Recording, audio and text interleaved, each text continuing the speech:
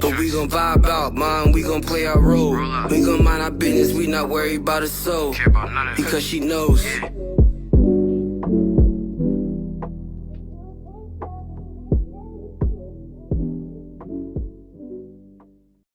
And so a CPS worker came out and asked me like, oh, you know, she came into the house.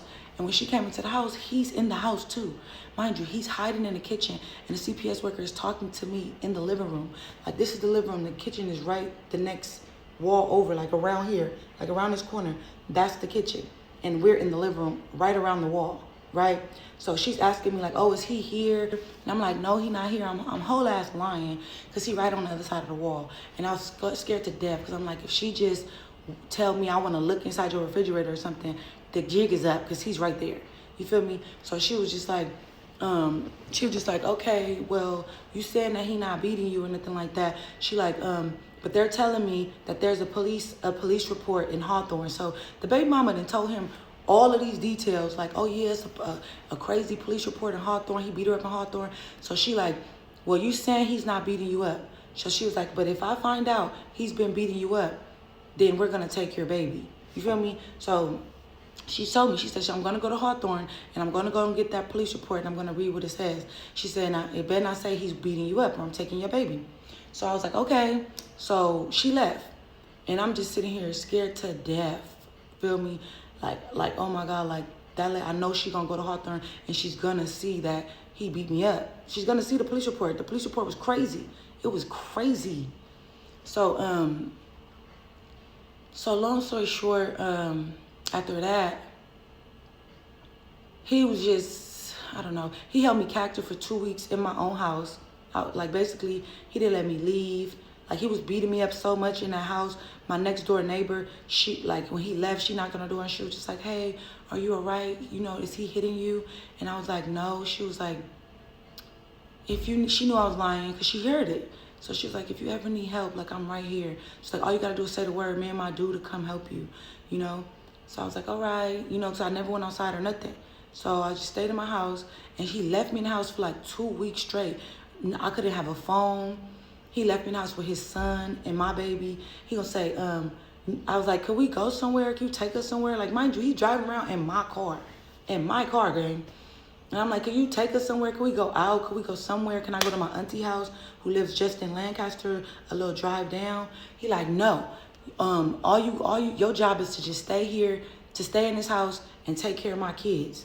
And I was just like, you know, I was just so sad. I used to be praying, listening to gospel music and praying, talking to God all the time, y'all. And I just was asking God to just free me from the situation. So like, I really thought like one day we had drove to LA, or we was driving back from LA, driving to Mojave. We was in a car. And this man had like this crazy, like, look in his eye and the way he was talking to me. I was so scared. He was just like, I could, what did he say? I could shoot, cause he had a gun too. He kept a gun. So he was like, I could kick your ass out right now. It's like, I could dome you right now and dump your body right here in the Mojave Desert. And he was like, and nobody will know. Nobody will find you. And I was just like, when he said that, and I was looking, the look in his eyes, y'all, how he was saying it to me, I was just like, stuck. So I'm like, this nigga, like, this one I understand, like, this nigga really don't love me. Like, he hates me. Like, he really, really hates me, you know? And I just couldn't understand to this day. To this day, I can't tell you why. Well, I can tell you to this day now that I thought about it. You feel me?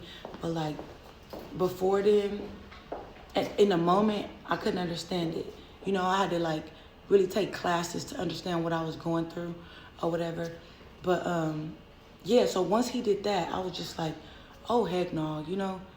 When we got back to the house, I was just contemplating on how I could like escape the situation, how I can get out, you know?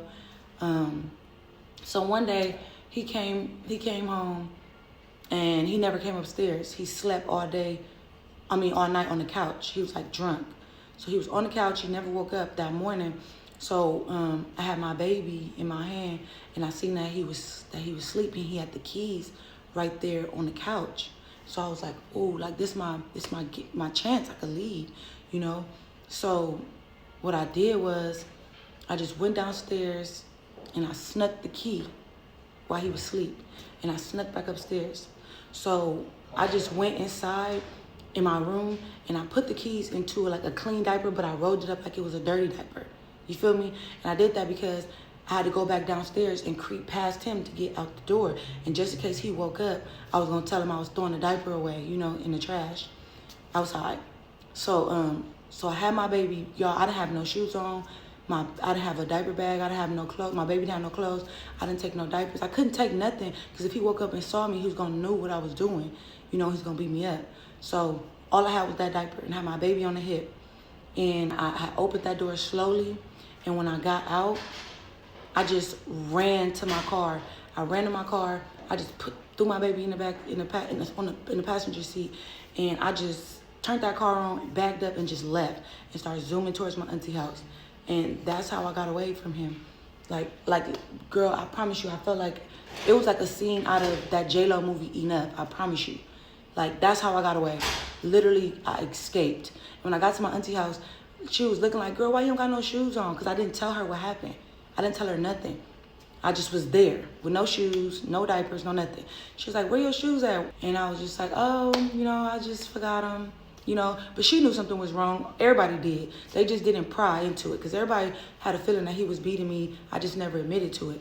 So then he started calling my auntie house on her phone, like, oh, is Mika over there? And she was like, yeah. And I was like, auntie, I said, don't tell him I'm here. Don't tell him I'm here. And so then that's how auntie knew for a fact something was wrong. I came over there barefoot. Baby ain't got nothing. You know what I'm saying? Spur of the moment. And I'm telling her, if Brandon called, tell him I'm not here. You feel me? So she was just like, what the heck? So when he called, she like, no, she not here. And then so he just kept blowing the phone up. And he was like, I know she over there, and tell her if she don't bring her ass back to this house, I'm gonna flood her whole apartment. Mind you, and that's what I thought, like, bro was jealous of me, bro. He was jealous that when he came back to my life, I had all my life together. I had this nice ass condo or nice ass townhouse. I had a nice car, you know what I'm saying? And he was just jealous, you know what I'm saying? He was just so jealous. So the first thing he say is, oh, you better come back to this house or I'm gonna flood your apartment. So that's when my auntie knew right then. She was like, Mika, why you don't want to go back home? He threatened to do this and this and that. Is he hitting you? So then finally I told my auntie what was going on. And then she was like, I knew that. I knew that's what was happening. And she was like, no, girl, we about to go over there. She's like, I wish he would do something to your apartment. So I get in the car with my peoples because I finally admitted, so now my people's going with me. We going back to my apartment. Girl, we get to the apartment and the nigga is gone. The ceiling, the top ceiling, it fell to the bottom floor because he done left the water on in the tub, in the sink, and also in the kitchen. So it's water everywhere. Like, damaged the entire apartment. The entire apartment. It's crazy. So a little bit after that, like a couple days after that, the social worker come back. The social worker like, oh yeah, well, Jamaica, I told you that you said he wasn't hitting you, and I told you if we found out that he was, that we were gonna take your baby for failure to protect. And I'm like, oh my God. So she come back and she like, yeah, we got the police report, and unfortunately we're gonna have to take your baby. Y'all, they took my 9-month-old baby from me and she told me in order to get your baby back, you have to leave your apartment. You have to go into a domestic violence shelter where nobody knows where you are. Because if y'all know anything about domestic violence shelter, it's not a regular shelter. A domestic violence shelter, nobody can know where you are. You can't have any contact with anybody in the outside world because they don't want your abuser to know where you are, and they don't want, you to potentially, bring any harm to the rest of the girls that are there with their children, because she felt like the stuff that I was going through, she felt like I couldn't leave on my own. The social worker felt like I needed a push. She felt like I was never gonna escape. So she felt like I was gonna be right back in that cycle. So she like, we're gonna take your baby and you have to go into a domestic violence shelter in order to get your baby back. So, and you have to get a restraining order. So she said you have to be in that shelter by whatever date she gave me. So y'all thought you think I'm not, nigga? Yes, I went. I checked into that shelter. I was somewhere in East LA. I checked in. They made me meet them at the police department. And then the police escorted me to the shelter because nobody could know, they wanted to make sure I wasn't being followed or anything like that. So I got to the shelter.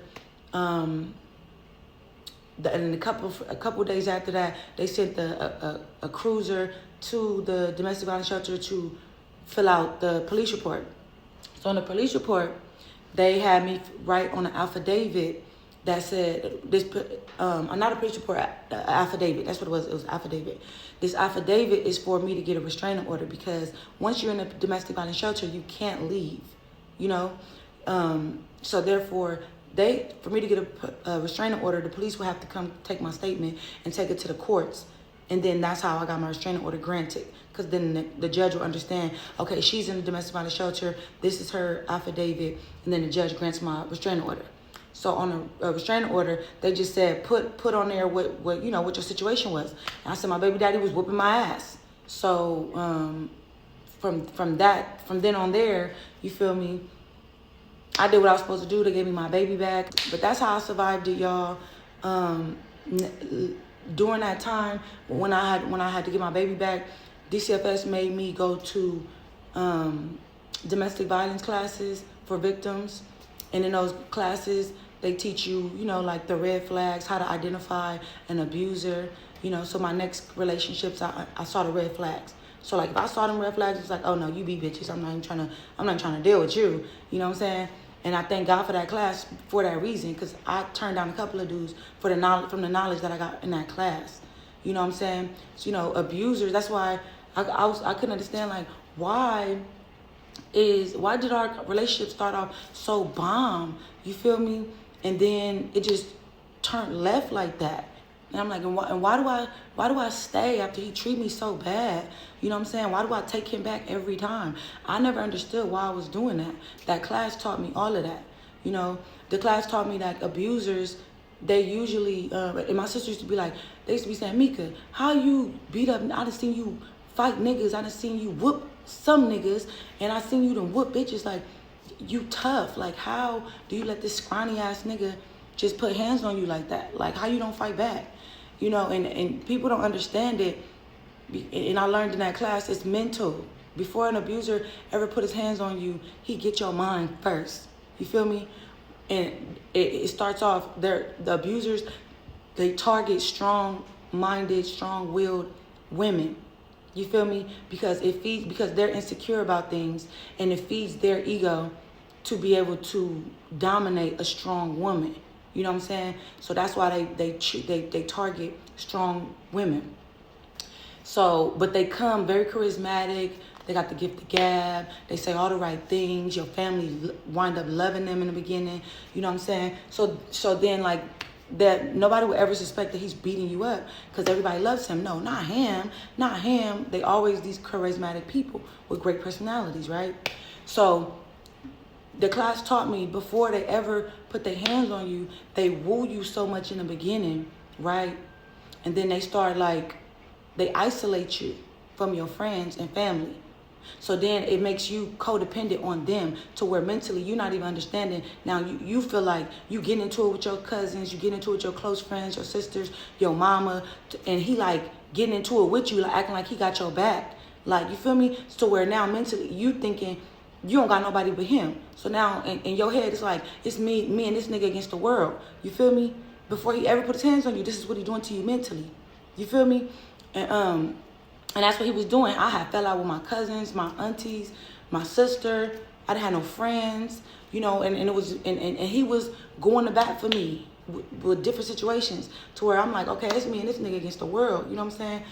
But so when they do that, once they isolate you, then they start like verbally abusing you. They say little things, to try to like break you, chipping away at your self-esteem, verbally, and then so finally. So therefore, you already feel less than. You don't feel pretty. You feel like nobody will want you except him. You know what I'm saying? And he ain't ever put his hands on you yet, and it's how you feel. You know what I'm saying? You don't have no friends, no family. This all you got is this person. Don't have a baby by him. It's even worse. You know what I'm saying? So now, finally, once he got all your mental wrapped up like that, boom, now he put his hands on you. You feel me? So now, once he put his hands on you, you distraught. You like, oh my God, I can't believe he did this to me. Da da da. But again, you feel like all you got is him. You know what I'm saying? You're not gonna fight back because mentally you already defeated mentally. He already defeated you mentally a long time ago.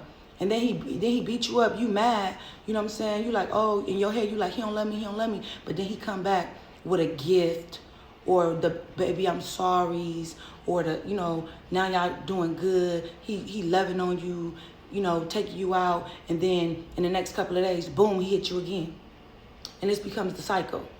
You know, it's the honeymoon stage, and then it's the Rocky Mountain, then boom, y'all hit the fan. Then you back to the honeymoon stage. This is what the class taught me. The class taught me all of this. You know, how I was able to identify it. Like, this is not love. This is just a toxic cycle, you know? So, yeah, so I thank God for that class every day. And I hope that no young ladies ever find themselves in these type of situations, which is why I want to share this, you know what I'm saying? Don't ever think that is okay. It's not love for a man to verbally abuse you, to physically abuse you, anything like that. That is not love. Love don't hurt at all, at all. And there is help. I know it's hard to get out of those situations, but there's help. There is help. And that's just that on that. Thank y'all for listening. But we gon' vibe out, man, we gon' play our role. We gon' mind our business, we not worried about a soul. Because she knows.